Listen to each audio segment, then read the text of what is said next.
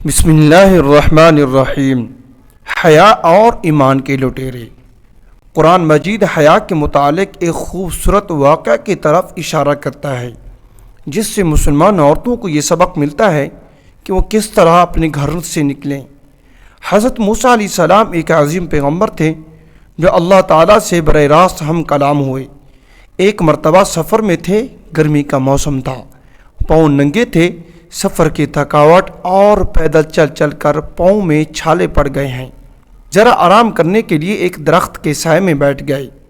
کیا دیکھتے ہیں کہ کچھ فاصلے پر ایک کنواں ہے، وہاں سے کچھ نوجوان اپنی بکریوں کو پانی پلا رہے ہیں، اور ان سے کچھ فاصلے پر باحیا دو لڑکیاں کھڑی ہیں۔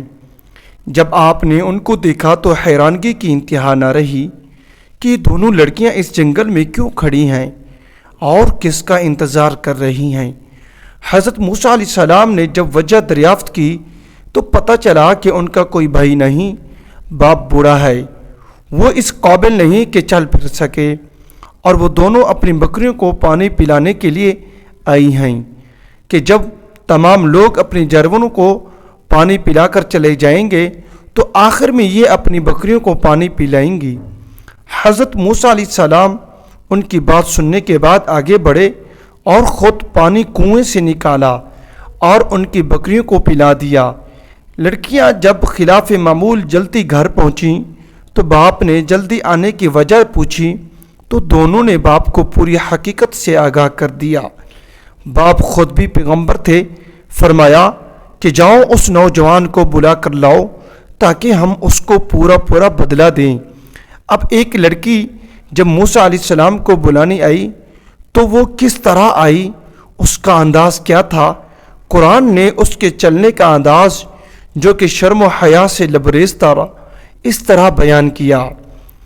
پھر آئی ان دونوں میں سے ایک شرم و حیا سے چلتی ہوئی اور کہنے لگی کہ میرا باپ آپ کو بلاتا ہے تاکہ وہ بدلہ دے جو آپ نے ہمارے جانوروں کو پانی پلایا ہے۔ حضرت شعیب علیہ السلام کی بیٹی حضرت موسیٰ علیہ السلام کو بلانے آئی، شرم و حیا کا دامن نہیں چھوڑا، نگاہ نیچے تھی، بات بھی شرما کر زیادہ کھل کر نہیں کی۔ اللہ تعالیٰ کو اس کی حیا اس قدر پسند آئی کہ اس حیا کو قرآن بنا کر حضرت محمد رسول اللہ صلی اللہ علیہ وسلم پر نازل کر دیا تاکہ پوری امت کی عورتوں کو یہ پتہ چل جائے کہ جب وہ گھروں سے نکلیں تو شرم و حیا سے عاری لوگوں کی طرح گردن اٹھا کر نہ چلیں، بلکہ دھیمی چال سے کہ شرافت اور حیا ان سے واضح نظر آئے، جس طرح شعیب علیہ السلام کی بیٹی شرم و حیا سے چلتی ہوئی آئی۔ علمی اعتبار سے حیا کے 3 شعبے ہیں۔ نمبر 1 اللہ تعالیٰ سے حیا، نمبر 2 لوگوں سے حیا، نمبر 3 اپنے نفس سے حیا۔ اللہ تعالیٰ سے حیا کا مطلب یہ ہے احکام الہی کو نہ توڑے۔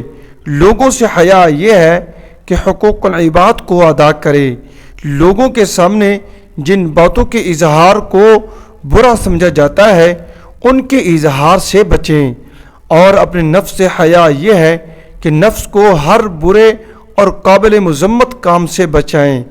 قرآن و حدیث کی روشنی میں یہ چند آیات اور احادیث کے مطالعے سے ہمیں پتہ چلتا ہے کہ اسلام نے شرم و حیا پر کتنا زور دیا ہے اور اس کی اتنی زیادہ اہمیت ہے کہ اسے ایمان کا حصہ قرار دیا گیا۔ دعا ہے کہ اللہ تعالی ہمیں ان باتوں پر عمل کرنے کی توفیق عطا فرمائے۔ آمین ثم آمین۔